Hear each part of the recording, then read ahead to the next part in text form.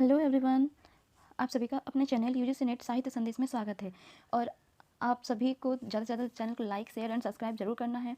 और चलिए हम वीडियो को स्टार्ट करते हैं। और आज हम पढ़ेंगे एमए बीए में पूछे जाने वाला महत्वपूर्ण प्रश्न भक्ति काल की प्रमुख परिस्थितियों के बारे में जानेंगे। और इसके पहले मैं आपको भक्ति काल की शुरुआत कहाँ से होती है, इसके उदय के बाद इसकी पृष्ठभूमि के बारे में मैं थोड़ा बताना चाहूँगी, जो कि मैं PDF में नहीं रखी हूँ। और आप हिंदी ऑनर्स के विद्यार्थी है तो इसके बारे में आपको ज़रूर पता होगा कि भक्ति काल की शुरुआत कब से हुई है, कहाँ से हुई है। फिर भी मैं थोड़ी सी एक पृष्ठभूमि बांधती हूँ यहाँ पे। और चलिए वीडियो को स्टार्ट करते हैं। आप इसे नोट भी कर सकते हैं। जब भी आप क्वेश्चन स्टार्ट करें तो फिर आप भक्ति काल के बारे में थोड़ी सी आप उसके ऊपर में आप थोड़ी सी पृष्ठभूमि बांधेंगे, उसके बाद इनकी परिस्थितियों के बारे में बताएंगे, तो आपके एग्जाम में पूरे के पूरे मार्क्स जरूर आएंगे। तो चलिए हम वीडियो को स्टार्ट करते हैं। मैं आप लोगों को थोड़ी सी बातें बताना चाहूँगी। 14वीं सदी तक आते आते वीरतापरक रचनाओं के स्थान पर सहसा भक्ति की लहर चल पड़ी थी। उत्तर भारत में भक्ति का उन्मेष ग्रियर्सन के शब्दों में देखेंगे। उन्होंने कहा है कि बिजली की चमक के समान अचानक हो गया। पर कुछ इस पर भी विद्वानों ने तरह तरह के मत प्रकट किए, क्योंकि जबकि आपको पता है कि कोई भी काल आता है तो अनेक विद्वानों के अनेक मत, तरह तरह के मत होते हैं। तो शुक्ल जी की दृष्टि से हम देखेंगे भक्ति काल को वो कहते हैं कि आंदोलन मुस्लिम आक्रमणकारियों की देन थी। भक्ति आंदोलन मुस्लिम आक्रमणकारियों की देन थी। हजारी प्रसाद द्विवेदी कहते हैं कि भक्ति काल को भारतीय चिंतन धारा का स्वाभाविक विकास बताते हैं। मतलब इनका मानना था कि चाहे वो मुस्लिम की आक्रमणकारी को परिस्थितियां थी या फिर जैसे भी था, भक्ति काल का उदय होना स्वाभाविक था। इनका मानना बस ऐसा ही था। और इसी में अन्य कुछ विद्वान है वो कहते हैं कि भक्ति आंदोलन ईसाई प्रभाव का परिणाम है। तो कुछ कहते हैं कि अरबों की देन थी। वस्तुतः हम बहुत सारी चीज़ें भक्ति काल में देखते हैं कि लेकिन हम प्रमुख रूप से देखेंगे कि 4 परिस्थितियां अधिकतर सामने आती हैं, जैसे कि सामाजिक परिस्थिति, राजनीतिक परिस्थिति, धार्मिक परिस्थिति, सांस्कृतिक परिस्थिति। अब हम इसके बारे में आगे पढ़ेंगे। अब हम यहाँ से वीडियो को स्टार्ट करते हैं। आप चाहे तो इसको एक नोट करके लिख भी सकते हैं कि आप पृष्ठभूमि कैसे बांधेंगे। और इसके बाद हम अपने वीडियो को भी यहाँ से स्टार्ट करते हैं। धार्मिक परिस्थितियों में भक्ति काल की परिस्थितियों के बारे में देखेंगे। धार्मिक परिस्थितियों में भक्ति काल अपना एक अहम और महत्वपूर्ण स्थान रखता है। आदि काल के बाद आए इस युग को पूर्व मध्य काल भी कहा जाता है, जिसके समय विधि आचार्य शुक्ल जी के अनुसार संवत 1375 संवत से 1700 तक मानी जाती है। यह हिंदी साहित्य का सर्वश्रेष्ठ या श्रेष्ठ युग है, जिसे जॉर्ज ग्रियर्सन ने स्वर्ण काल कहा, श्याम सुंदर दास ने स्वर्ण युग कहा है, आचार्य शुक्ल ने भक्ति काल कहा, हजारी प्रसाद द्विवेदी ने लोक जागरण कहा। संपूर्ण साहित्य के श्रेष्ठ कवि और उत्तम रचनाएं इसी युग में होती हैं। तो हम थोड़ी सी देखेंगे कि इसमें आगे भक्ति काल के किस तरह से इनकी अलग अलग विभाजित की गई है। जैसे कि भक्तिकालीन हिंदी साहित्य में यहाँ हम विक्रम संवत में देखेंगे। जब हम यहाँ देख रहे हैं तो ये विक्रम संवत में तिथि लिखी हुई है। और यदि आप लोगों को नहीं पता कि विक्रम संवत को ईस्वी में कैसे निकालते हैं और ईस्वी को विक्रम संवत में कैसे फिर से हम उसको चेंज कर सकते हैं, तो आप वीडियो में कमेंट कर सकते हैं कि मैं अगले वीडियो में या तो शॉर्ट वीडियो में अपलोड कर दूंगी। या फिर आप सभी को, मुझे पता है कि आप सभी हिंदी के विद्यार्थी, आप लोगों को इतना जरूर पता होगा कि विक्रम संवत को कैसे हम चेंज करते हैं और ईस्वी को कैसे हम विक्रम संवत में लाते हैं। तो चलिए हम आगे बढ़ते हैं। इसमें हम 4 प्रमुख परिस्थितियाँ देखेंगे, जिसमें राजनीतिक परिस्थिति, सामाजिक परिस्थितियाँ, धार्मिक परिस्थितियाँ और सांस्कृतिक परिस्थितियाँ। कि भक्ति काल थी, जैसे कि आपको पता था आदिकाल में क्या था कि वीरता पर रचनाएं बहुत लिखी जाती थी। और शुक्ल जी के अनुसार आपको जैसे पता था कि वो राजनीतिक, सामाजिक और 4 भाग में करके कुछ बताते हैं, जो कि आपको वीडियो में कमेंट करके बताना है कि वो, जैसे कि भक्ति काल में हम यहाँ राजनीतिक, सामाजिक और इस तरह की प्रमुख परिस्थितियाँ देखते हैं। तो फिर मैंने पहले वीडियो में भी मैं बता चुकी हूँ कि वीर गाथा काल में कौन सी प्रमुख परिस्थितियाँ थी। तो आप मुझे, यदि आपको याद हो तो आप मुझे कमेंट में जरूर बताइएगा। चलिए हम वीडियो को स्टार्ट करते हैं, क्योंकि हम यहाँ पढ़ रहे हैं भक्ति काल। चलिए हम आगे बढ़ते हैं। अब हम पढ़ेंगे राजनीतिक परिस्थिति। जैसे कि आपको पता है राजनीतिक परिस्थिति, सामाजिक और सांस्कृतिक पढ़ेंगे। आप इस तरह से ड्रॉ करके भी बना सकते हो, और यदि आप इस तरह से आंसर लिखते हो आपको पक्के पूरे मार्क्स जरूर आएंगे। तो चलिए हम आगे बढ़ते हैं। राजनीतिक परिस्थिति। 14वीं शताब्दी हिंदी साहित्य के इतिहास में सबसे दुर्भाग्यजनक समय रहा है। इसके दौरान विदेशियों के आक्रमण से देश की परिस्थितियां तहस नहस हो गई थी। विशेषतः मुसलमान के आक्रमण से बहुत से प्राचीन मंदिर लूट लिए गए थे। मूर्तियां जो थी उन्हें तोड़ दी गई थी। मुसलमान के आतंक में राजनीतिक सरगर्मी ठंडी पड़ गई थी।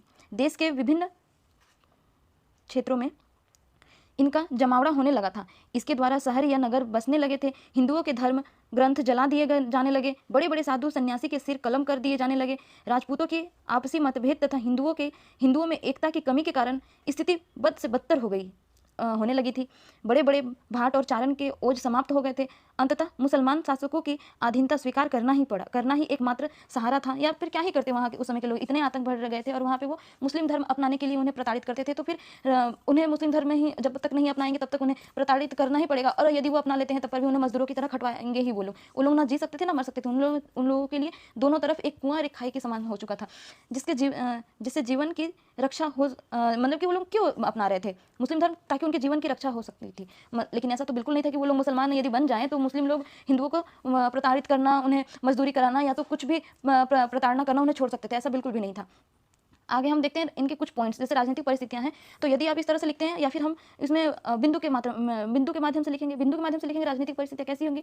तो जैसे इसमें बिंदु के माध्यम से हम ईस्वी में, यहाँ हम भक्तिकाल को ईस्वी के रूप में देखेंगे, ठीक है।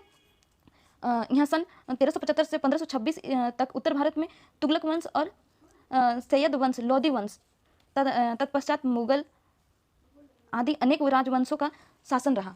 तुगलक वंश ने न्याय व्यवस्था कुरान और शहीद पर आधारित थी।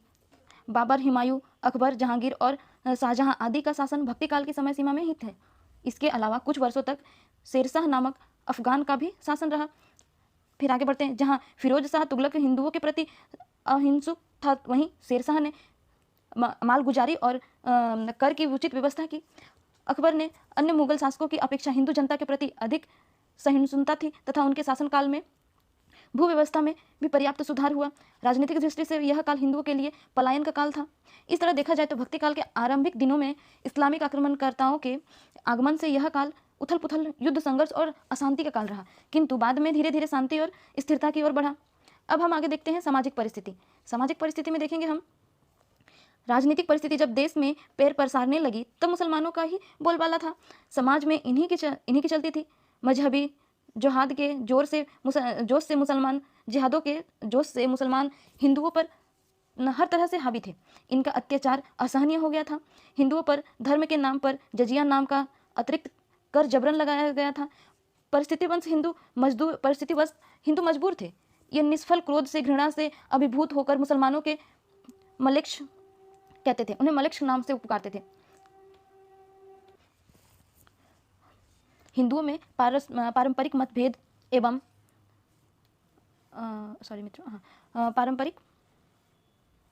मतभेद एवं एकताबद्ध की कमी होने के कारण इन्हें मुसलमानों के अत्याचार का शिकार होना पड़ा था।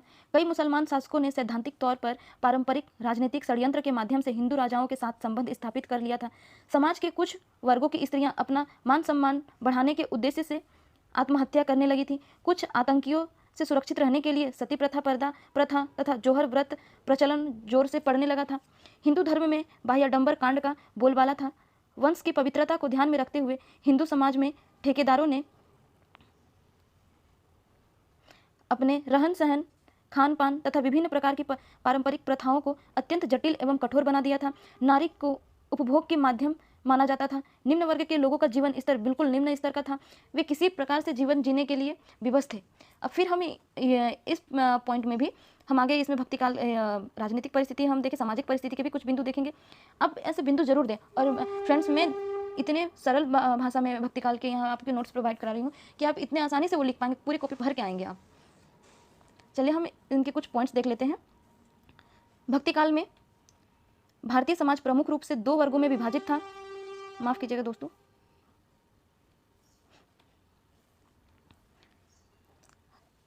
भक्ति काल में भारतीय समाज प्रमुख रूप से दो वर्गों में विभाजित था। एक वर्ग राजा, महाराजा, सेठ, साहूकार, सुल्तान तथा सामंतों आदि का था। वहीं दूसरे वर्ग में किसान, मजदूर, दलित, राज्य कर्मचारी, पारंपरिक काम धंधे में लगे लोग थे। हिंदुओं में वर्ण व्यवस्था, जाति व्यवस्था अत्यंत कठोर थी और छुआछूत की भावना व्याप्त थी। इसी जाति व्यवस्था के कारण एक केंद्रीय सत्ता होने के बावजूद भी समाज में एकता नहीं थी। स्त्रियों को बहुत अधिकार नहीं मिले थे। उन्हें यौम दर्जे का नागरिकता प्राप्त थी। सती प्रथा और पर्दा प्रथा का भी प्रचलन था। आगे देखेंगे, इस्लाम में मौजूद समानता की भावना ने वंचित वर्ग को आकर्षित किया। इसके परिणाम स्वरूप निम्न वर्ग के लोगों में हिंदू धर्म से इस्लाम में बड़े पैमाने पर धर्मांतरण हुआ। साधु संतों में पाखंड एवं बाह्याडंबर का बोलबाला था। कला के क्षेत्र में हिंदू संस्कृति पर मुस्लिम संस्कृति का प्रभाव स्पष्ट दिखाई पड़ता है। यह दिखाई देता है। दोनों संस्कृतियों में पारंपरिक आदान प्रदान हुआ। आगे हम देखेंगे धार्मिक परिस्थिति। धार्मिक परिस्थिति कैसी थी? धार्मिक दृष्टिकोण से हिंदी साहित्य में हिंदी साहित्य जगत किसी निश्चित सिद्धांत पर अडिग नहीं था। एक तरफ प्राचीन हिंदुओं और नाथों के खंडनात्मक तथा सांप्रदायिक योगी मार्ग प्रबल थी, तो दूसरी तरफ धर्म के नाम पर आडंबर, रूढ़िवाद तथा जटिल से जटिल कर्मकांड की प्रधानता थी। नाथ और सिद्ध वेद, ब्राह्मण ग्रंथ, कर्मकांड तथा पूजा पाठ के विरोधी थे। वे वास्तव में ज्ञान चर्चा साधना को ही मुक्ति का मार्ग का लक्ष्य मानते थे। संक्षेप में हम इनके भी कुछ बिंदु देखेंगे। वैदिक धर्म के स्वरूप में परिवर्तन हुआ तथा वैदिक कर्मकांडों की महत्ता कम हो गई। वरुण, इंद्र आदि अनेक वैदिक देवताओं के स्थान पर विष्णु, मूल ब्रह्म की पूजा विभिन्न रूप में होने लगी। वैदिक धर्म के केंद्रीय देवता इंद्र के स्थान पर विष्णु को मुख्य शक्ति के रूप में स्थापित किया गया। आगे चलकर विष्णु के ही दो रूप को कृष्ण और राम के रूप में स्वीकारा गया और इसी में क्रमशः कृष्ण भक्ति धारा और राम भक्ति धारा की उत्पत्ति हुई। बौद्ध धर्म विकृतियों के फलस्वरूप हीनयान और महायान दो शाखाओं में विभक्त हो गया। महायानियों ने जनता के निम्न वर्ग जादू टोना, तंत्र मंत्र के चमत्कार दिखाकर प्रभावित किया। नाथ एवं सिद्धों में कर्मकांड के स्थान पर गुरु को महत्व दिया गया। हिंदू और मुस्लिम दोनों ही धर्मों में पूजा, नमाज, माला, तीर्थ यात्रा, नमाज, रोजा जैसे बाह्य आडंबरों की अधिकता हो गई। सूफियों ने हिंदू मुस्लिम संस्कृति एकता का आधार तैयार किया तथा समाज के सभी वर्गों में बंधुत्व की भावना का संचार किया। संत कवियों ने राम के लोक रक्षक स्वरूप तथा कृष्ण के लोक रंजक स्वरूप की स्थापना की। ईश्वर सगुण और निर्गुण दो ही रूपों में मान्यता थी। आगे हमें देखेंगे कि दक्षिण से शुरू हुई थी भक्ति के, जैसे कि हम जानते हैं दक्षिण से शुरू हुआ था। दक्षिण भक्ति काल में जो भी भक्ति का आंदोलन हुआ, भक्ति की जो भावना आई उधर से ही आपके इस साइड आई, उत्तर भारत की ओर। दक्षिण में शुरू हुई भक्ति की लहर उत्तर भारत में भी आई और यहाँ इसे खुले दिल से स्वीकारा भी गया। हिंदू और मुस्लिम दोनों ही धर्मों में व्याप्त सामाजिक कुरीतियों, बाह्य आडंबरों को रोकने के लिए तत्कालीन संतों ने महत्वपूर्ण भूमिका निभाई। कबीर का समाज सुधार, जायसी का प्रेम, तुलसी का सामान्यवाद तथा सूरदास द्वारा कृष्ण के लोक रंजन स्वरूप का चित्रण निश्चित ही तत्कालीन परिस्थितियों की देन है। जब आप पूरे भक्ति काल को पढ़ेंगे तो सारी चीज़ें और अच्छे से आपको स्पष्ट हो जाएंगी। ये तो मात्र एक परीक्षा उपयोगी दृष्टिकोण से प्रश्न के उत्तर मात्र में भी वीडियो बना रही हूँ। जब आप भक्ति काल शुक्ल में पढ़ेंगे, नगेंद्र को उठाकर पढ़ेंगे तो आपको बहुत अच्छे से चीज़ें स्पष्ट होंगी। यदि आप मुझे कमेंट करते तो मैं वो भी पढ़ाऊँगी। सांस्कृतिक परिस्थितियों में देखते हैं सांस्कृतिक दृष्टिकोण से भक्ति काल संक्रमण और सामंजस्य का काल है। सनातन बहुभाषिक और बहुधार्मिक भारतीय संस्कृति का एकेश्वरवादी और इस्लामिक संस्कृतियों में मुठभेड़ होता है। चूँकि इस्लामिक संस्कृति राजनीतिक सत्ता में जुड़ी थी, इसीलिए सनातन भारतीय संस्कृति उससे संक्रमित हुए बिना नहीं रह सकती थी। आरंभ में सनातन भारतीय संस्कृति और इस्लामिक संस्कृति के बीच टकराहट का संबंध रहा, लेकिन भारत में जैसे जैसे मुगलों और तुर्कों सत्ता स्थापित और विस्थापित होती गई, भारतीय समाज और संस्कृति के साथ उसका सम्मिलन और सामंजस्य का संबंध बनता चला गया।